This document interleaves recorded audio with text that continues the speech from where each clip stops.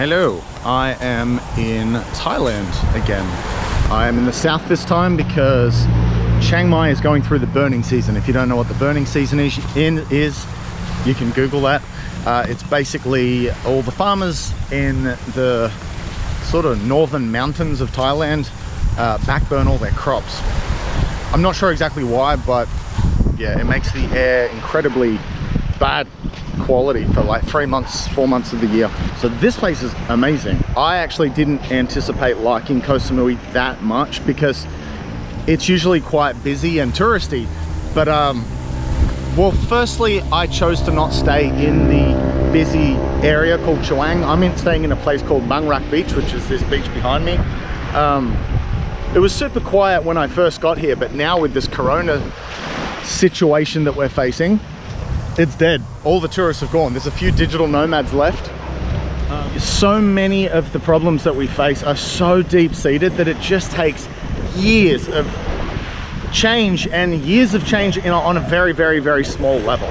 So, you know, every day you might be 0.0001% better. So I think certain activities can enhance that. And I'm going to go through them in this video. Number one is obviously what I have done with coaching, so no surprises there. I think this grows you for two reasons. Firstly, you know, obviously you're dealing with the opposite sex and you are dealing with a lot of deep-seated stuff. Secondly, it just teaches your mind to move really, really fast. You know, when you approach a girl, you're thinking on your toes, you're trying to read her and the vibe and the situation. And I think good conversationalists, people who are charming and witty and manipulative, either good or bad, they all have that. They all have that ability to read people and adjust conversation according to that person. Now, going out is not even necessarily something that I do a great deal myself anymore, but I cannot deny the amount that this grew me personally. The beautiful thing about learning this and putting in a little bit of time is that once you reach certain levels, you can't go below that level. It's kind of like Who Wants to Be a Millionaire when they reach those safe levels.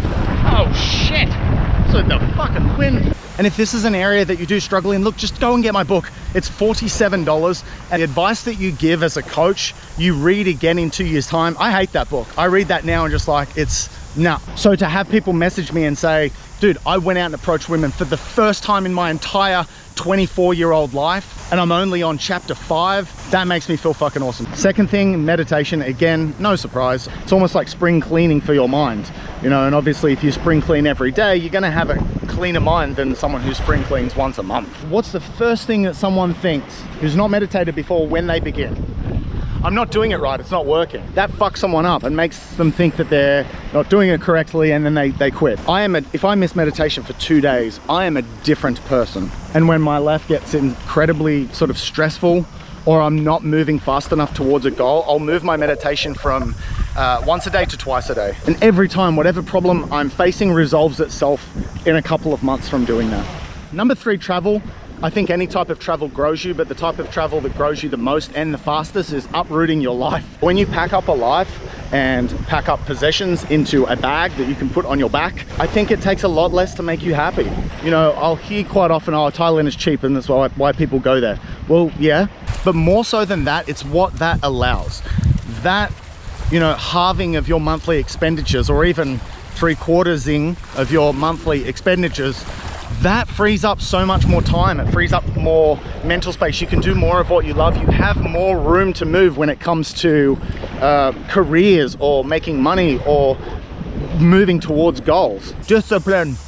And I know you've heard this on 1,000 other fucking podcasts. If you need to have something that you're working to, because if you don't, all the little things along the way are going to really fuck you up.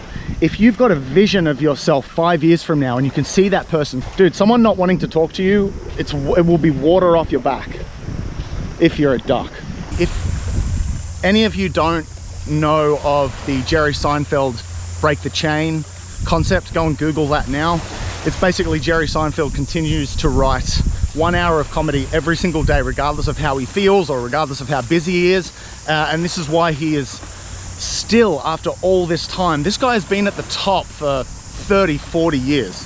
Also a very devout meditator, side note. Look at this place. I love this place. It's just, I swim out here every day, basically. I was actually doing a very emotional video the other day and I got nailed by something. I stood on some kind of fish. It was either a baby stingray or some kind of spiny fish. Only hurt for a few hours, so it wasn't too bad, but the shock and fear of it happening out there, especially when I thought it was a stonefish. The fifth one won't apply to everyone, and that is responsible use of drugs. Mankind has been altering his state of mind for thousands of years. Animals do it as well. Dolphins, monkeys, elephants. And before you judge this, remind yourself of how many coffees you drink every single day. You know, if someone is going through some emotional stuff and they can't seem to get to the core of it, or the core of what the real problem is, something like proper use of psychedelic mushrooms or peyote, mescaline, ayahuasca, something like that is really, really, really going to help. So I hope that's been kind of helpful. I've just waffled so much walking along this beach. I just had to get out of the house, man. I've been on my laptop for 15 hours a day.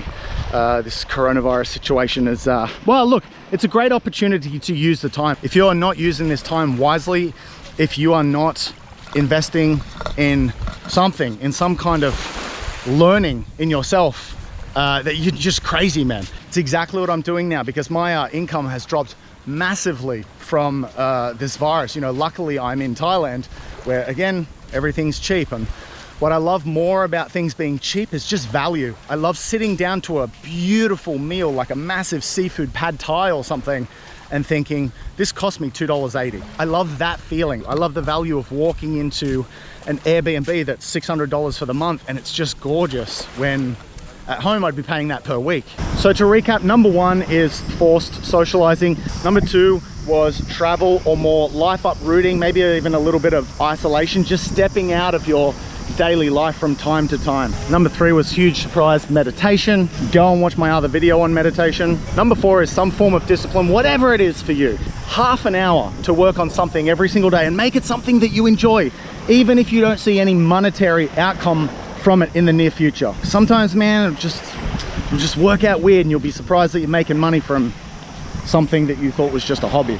And the last one, responsible use of drugs. Obviously this is not for everyone, and I hope this doesn't get me in trouble. Again, I'm just talking about what has helped me personally. All right, I reckon that's it. I gotta get back. It's getting fucking hot. Have a good day or night, wherever you are. Bye.